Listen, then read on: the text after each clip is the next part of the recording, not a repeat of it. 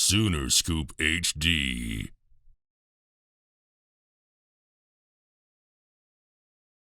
And what are one or two of the things that you really want to see from these guys early, this first week or two? I feel like coming out of spring, we're probably a little bit further ahead than I anticipated.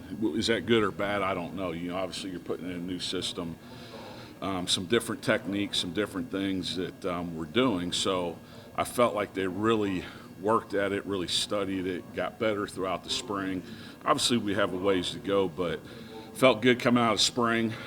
You're limited with them in the summer so much. So obviously Coach Schmidt does a great job with them. I can see their bodies changing for the most part. I think the guys that we're counting on have done a good job. Some of the other guys have got to step up and do a better job in those situations, but not disappointed, feel good. But obviously we're at a starting point when we start on the 5th.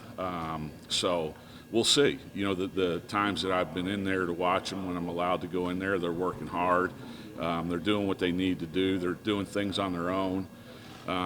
We've got some good leadership. We've got to develop more leadership. But, you feel good. It's an exciting time, so we'll see what happens. I think the two things that we have got to do is we've got to be physical all the time. Now, obviously, when you're not in pads, that's a little bit different the first 2 days. But throughout the early parts of camp, I want to see more physicality, more consistency. We do some really, really good things, and it's a new system, and then we'll do some really dumb things. So we got to cut out those bad things, and I think we'll have a chance to be pretty good. But physicality and just consistency are the things that I'm looking for early in camp. Are there points throughout the summer when you do get time with those guys that there's almost like moments of affirmation that like Schmitty and what he's doing and what he's trying to instill, it's clicking? Yeah, no doubt. And it's been good from the standpoint. I like the mentality. I had guys, they'd be watching film on their own, texting me questions. They film themselves doing drills. Hey, is this good? How's it look? And then, just seeing their bodies change. You don't even have to really work with them. You can walk down the hall and see that. I think for the most part, every guy's body has changed in a positive way.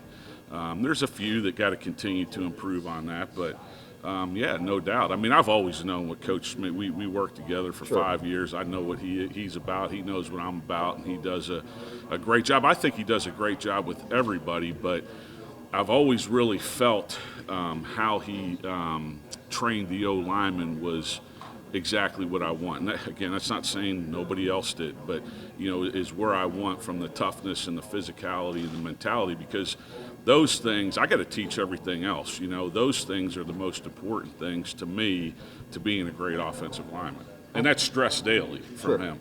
I have to think all that matches up, too, with what Jeff was just saying as far as physicality is the first thing that you guys talk about now. Oh, no doubt. And, we always have.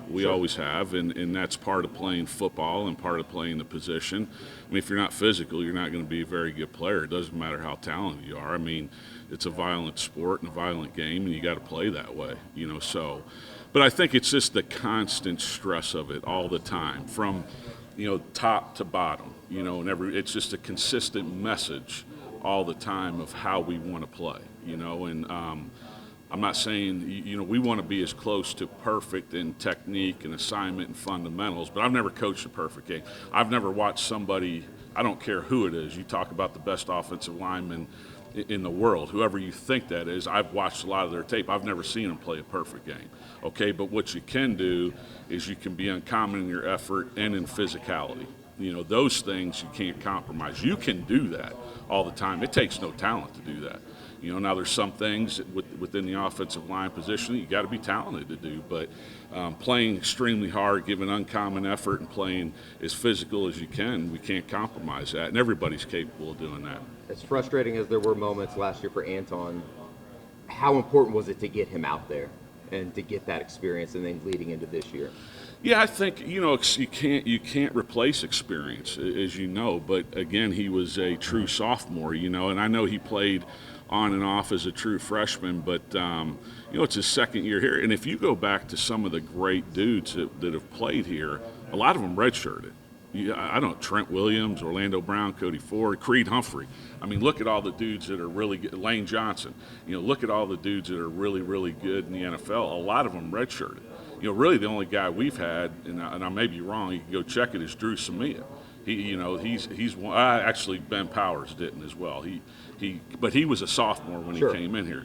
But point being is, Anton didn't really have that year of redshirting and sitting back. Now I think it'll help him, as it goes on. But the guy started 12, 13 games here.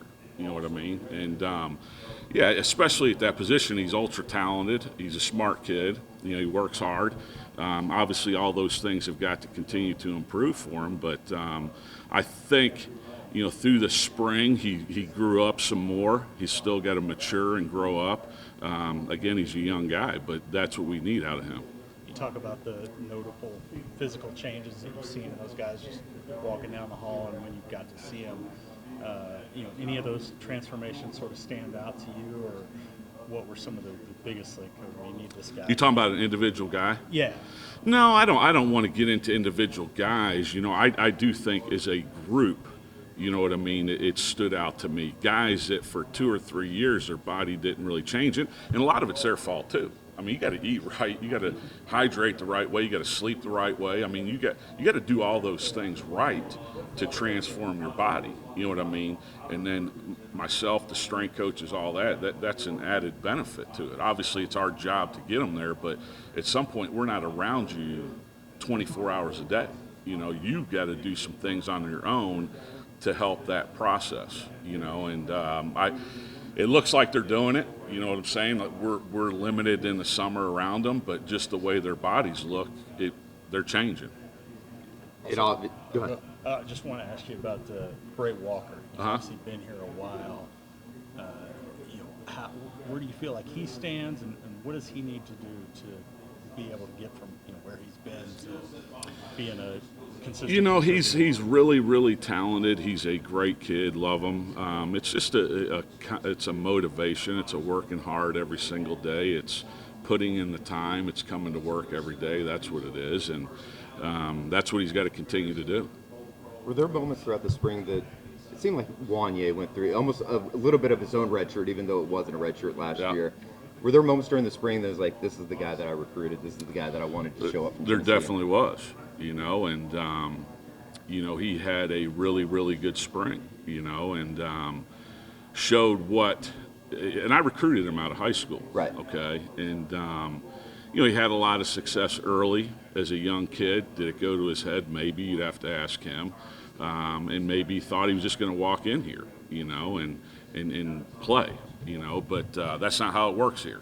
I can't tell you how every place works, but really, really excited about him, especially more obviously on the field. That's what you guys see, but off the field, just, grades, taking everything more serious. Again, it's got to continue to improve, but, he had a good spring and feel good about where he's at.